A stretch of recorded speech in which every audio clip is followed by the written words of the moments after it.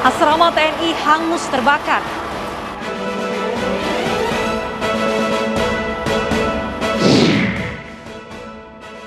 Terbukti mencabuli dan melakukan kekerasan pada puluhan anak didiknya, pemilik sekolah SPI ditetapkan sebagai tersangka.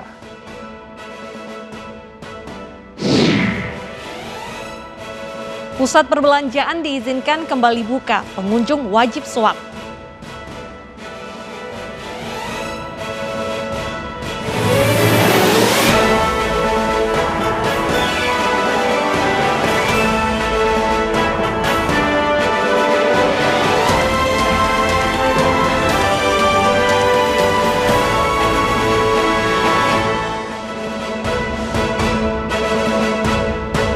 Halo, selamat siang pemirsa, selamat tahun baru Islam kami ucapkan kepada seluruh umat muslim di Indonesia dan pemirsa iNews yang kembali hadir selama 90 menit ke depan bersama saya Usman Purba. Selain 3 informasi utama tadi, redaksi kami menyiapkan informasi menarik lainnya. Dan informasi pertama akan disampaikan oleh rekan saya Bernadetta Ginting. Selamat siang, Data, informasi apa yang kita punya? Selamat siang Wilson, selamat siang juga pemirsa, apa kabar Anda hari ini? Semoga selalu sehat dan tetap menerapkan protokol kesehatan. Hari ini kita memiliki informasi dari pemerintah yang terus mengencangkan vaksinasi di sejumlah daerah dan untuk seluruh golongan masyarakat. Di antaranya adalah para penyandang disabilitas dan juga para nelayan yang hari ini juga menjalani vaksinasi. Nanti kita akan update informasinya langsung dari vaksinasi para nelayan di kawasan Jakarta beserta sejumlah informasi kriminal pilihan lainnya. Pemirsa, inilah iNews yang selengkapnya.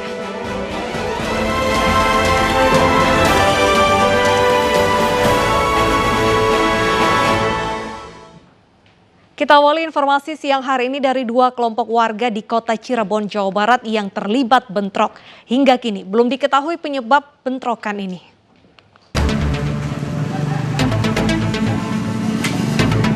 Inilah video amatir yang merekam aksi tawuran antar 2 kelompok warga di Jalan Bima, kota Cirebon, Jawa Barat.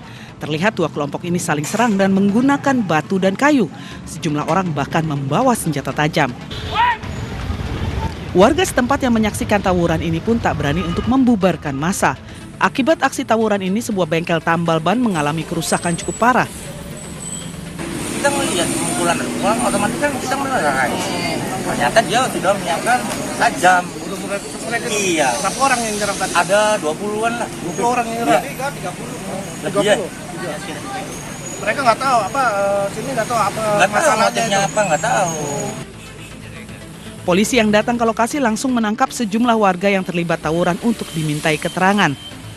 Dari tawuran antar warga, tadi mungkin ada kesalahan dengan warga kita di sini, tapi ada sebagian ada penyerangan dari warga sebelah sana, saya belum jelas. Tapi namun kita proses hukum kita tidak lanjuti. Hingga kini belum diketahui pasti penyebab bentrokan 2 kelompok warga ini. Dari kota Cirebon, Jawa Barat, Miftahudin, iNews melaporkan. Pemirsa, tim Buser Henaga Polres Pangkal Pinang menggerebek sebuah rumah yang dijadikan tempat penyimpanan jutaan rokok ilegal berbagai merek. 3 orang ditangkap, sementara pemilik rumah kini masih diburu polisi.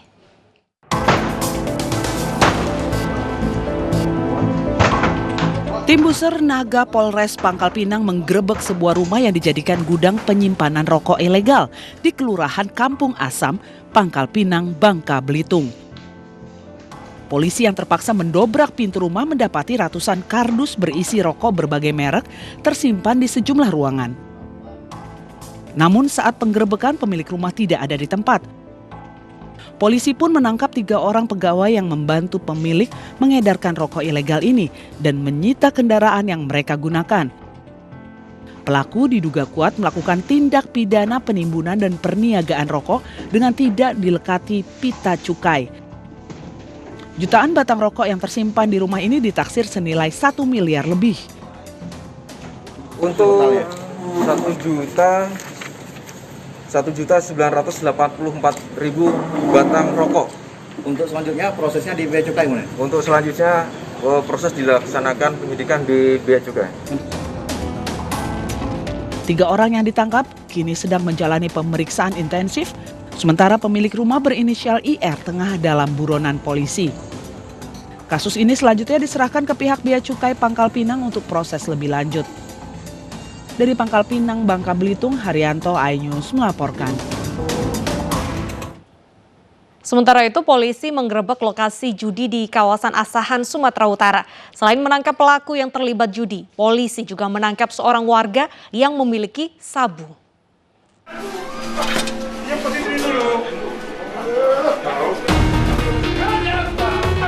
Seorang warga ini terus menolak saat ditangkap Satreskrim Polrestabes Medan, Sumatera Utara. Ia ditangkap karena diduga memiliki 1 paket sabu dan alat isap.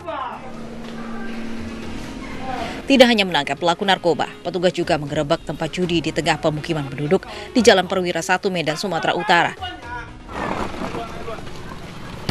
Satreskrim Polrestabes Medan juga mengamankan 2 mesin judi tembak ikan dalam kondisi menyala dan uang 300.000 di salah satu rumah warga. Polisi juga menangkap 2 orang yang terlibat dalam judi.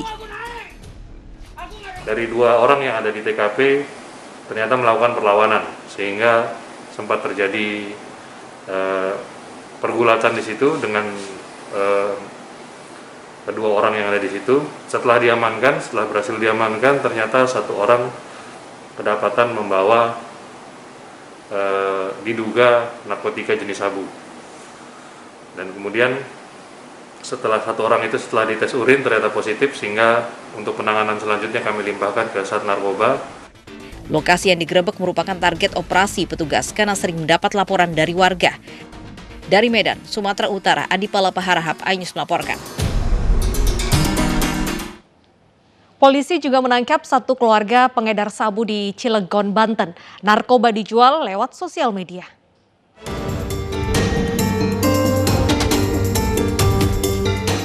Sares Narkoba Polres Cilegon menelusuri jalanan untuk mencari barang bukti sabu yang dibuang tersangka. Di dalam rerumputan, polisi akhirnya menemukan sabu seberat 105 gram yang dibungkus berlapis-lapis plastik. Dari pemeriksaan, ternyata pelaku pengedar narkoba ini merupakan 1 keluarga, yakni pasangan suami istri, adik ipar, hingga adik kandung dan adik tiri dari sang suami. Pelaku menjual sabu dengan cara mengemas di plastik kecil, lalu diikat dengan bungkus nasi, kemudian diletakkan di tempat yang sudah dijanjikan dengan calon pembeli dari media sosial. Udah jual kemana aja? Deket-deket rumah aja. Deket-deket rumah, tetangga rumah berarti pemakainya. Bukan. Barang dapat dari mana itu?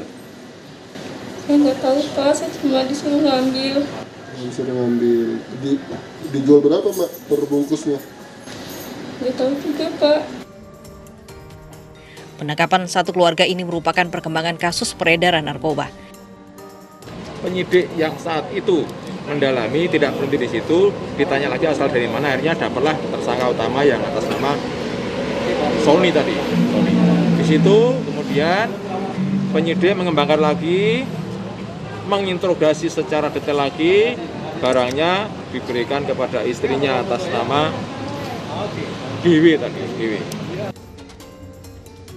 1 keluarga dikenakan pasal berlapis tentang tindak pidana narkoba dengan ancaman hukuman 5 tahun dan maksimal penjara seumur hidup. Dari Cilegon, Banten, Iskandar Nasution, iNews melaporkan. 2 orang anggota DPRD Labuhan Batu Utara yang terlibat kasus narkoba di Asahan, Sumatera Utara dipecat dari Partai Hanura. Namun kelima anggota DPRD yang ditangkap karena terbukti mengkonsumsi narkoba ini belum ditetapkan sebagai tersangka.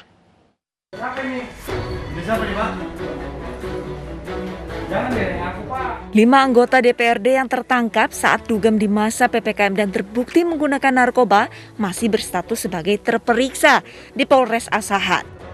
Meski proses hukum belum masuk tahap penyidikan, Ketua DPD Hanura Sumatera Utara langsung memecat 2 anggotanya yang terlibat dalam kasus narkoba dan melanggar protokol kesehatan.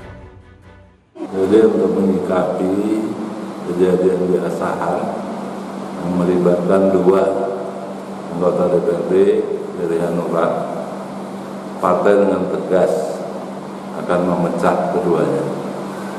Karena bagi Partai Hanura itu telah mencederai amanah rakyat dan amanah partai. Hingga kini, polisi sudah memeriksa 17 orang yang terlibat dalam pesta narkoba yang terjadi di Asahan, Sumatera Utara. 5 diantaranya merupakan anggota DPRD Labuhan Batu Utara.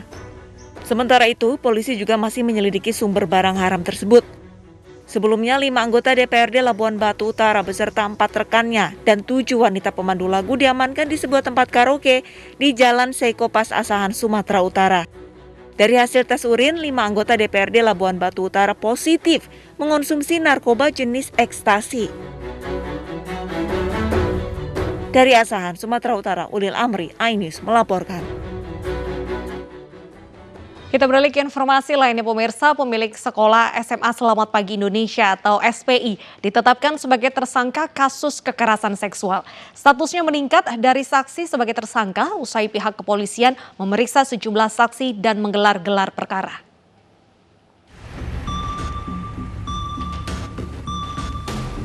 Penyidikan JE selaku pemilik sekolah SPI terus berlanjut setelah dirinya ditetapkan sebagai tersangka dugaan pencabulan dan kekerasan seksual terhadap puluhan muridnya. Tak hanya melecehkan muridnya, tersangka diduga kerap melakukan kekerasan fisik, kekerasan verbal, dan eksploitasi anak. Dugaan ini berangkat dari laporan korban dan hasil olah tempat kejadian perkara. Walaupun berstatus tersangka, JE belum ditahan oleh pihak kepolisian.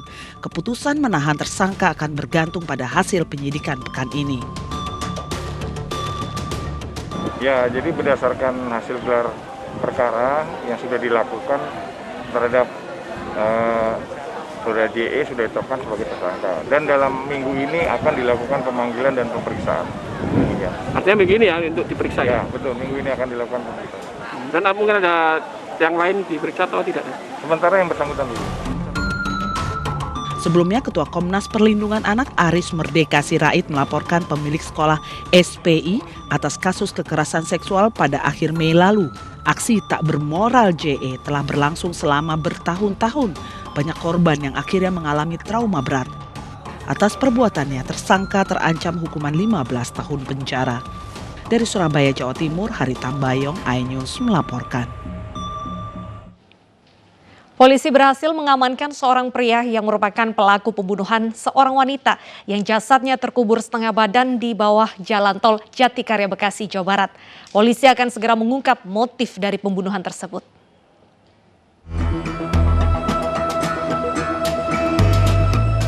Unit 2 Subdit Resmob Ditreskrimum Polda Metro Jaya berhasil mengamankan seorang pria berinisial MA yang menjadi pelaku pembunuhan seorang wanita di Bekasi, Jawa Barat.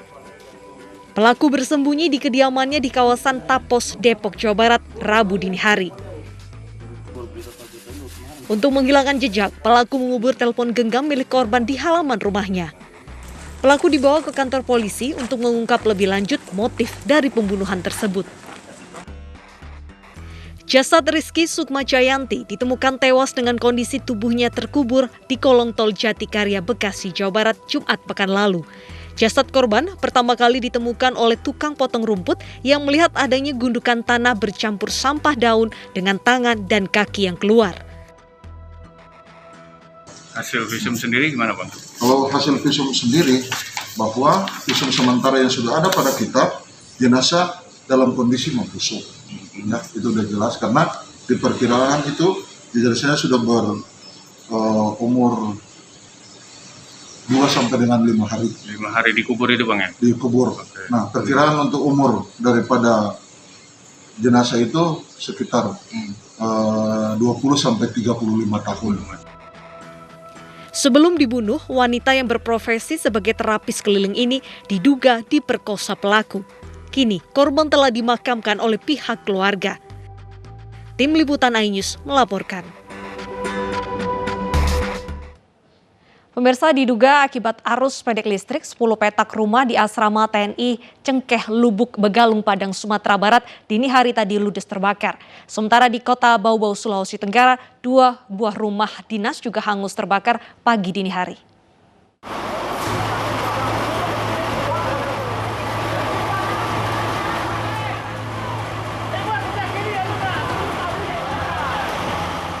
Sejumlah penghuni panik karena kobaran api dengan cepat menjalar dan menghanguskan bangunan rumah semi permanen di kawasan asrama TNI Cengkeh, Kecamatan Lubek, Kota Padang, Sumatera Barat, Rabu dini hari. Rumah yang berdekatan dan material rumah yang mudah terbakar membuat api cepat membesar dan sulit dipadamkan. Sebanyak 13 unit mobil pemadam kebakaran dikerahkan ke lokasi guna memadamkan api. Kebakaran diduga karena arus pendek listrik dan mengakibatkan 10 petak rumah ludes terbakar. Ini memang listrik masih hidup, ini kendala kami tadi. Sehingga kami tidak bisa full untuk melakukan penyerangan terhadap api yang sedang menyala. Setelah listrik mati baru kami bisa leluaskan. Rata habis satu rumah. Di kawasan Jalan Sultan Hasanuddin Bau-Bau, Sulawesi Tenggara, 2 buah rumah dinas terbakar pada Rabu dini hari. Api diduga muncul dari arus pendek listrik dari depan bangunan dan merembet ke seluruh bagian rumah. Pihak pemadam kesulitan memadamkan api karena listrik belum dipadamkan pihak PLN setempat. Dan api baru bisa dipadamkan sekitar pukul 5.30 waktu Indonesia Tengah. Api memang pada saat tiba di lokasi sudah membesar dan pada saat kejadian listrik belum padam. Sehingga kami ada kendala-kendala di dalam lapangan untuk menyelesaikan memadamkan api tersebut. Tidak ada korban jiwa dalam kebakaran ini, namun 2 unit motor milik korban ikut terbakar. Kerugian ditaksir mencapai ratusan juta rupiah. Dari Padang, Sumatera Barat dan Bau-Bau, Sulawesi Tenggara, Budi Sunandar dan Andi Eba Ainis melaporkan. Pemirsa, kondisi pengungsian di kawasan Indraloka dan kawasan Muwardi, Grogol, Petamburan, Jakarta Barat terpantau kondusif. Warga sangat membutuhkan bantuan untuk bertahan di tenda pengungsian sementara. Pasca kebakaran di kawasan Indraloka, Petamburan, Jakarta Barat, sedikitnya 300 warga dari 2 lokasi kebakaran mengungsi. Saat ini warga sangat membutuhkan bantuan seperti obat-obatan, perlengkapan bayi, dan bahan bangunan untuk membangun kembali rumah mereka yang hangus terbakar. Setidaknya ada 2 tempat pengungsian yang disiapkan di kawasan Indraloka, yakni di balai warga dan 1 tenda yang disiapkan oleh pemerintah setempat. Sementara itu pemirsa, pengungsi yang merupakan korban kebakaran di Jalan Muwardi, Grogol, Petamburan, Senin kemarin juga masih membutuhkan bantuan.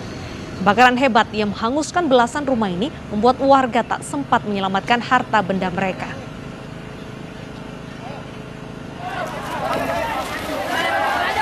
Kebakaran di Grogol, Petamburan, dan Indraloka terjadi bersamaan pada hari Senin kemarin. Kebakaran di permukiman padat penduduk di Jalan Muwardi, Grogol, Petamburan, Jakarta Barat menghanguskan 15 rumah. Sementara di Indraloka ada 48 rumah yang terbakar dari 1 RW.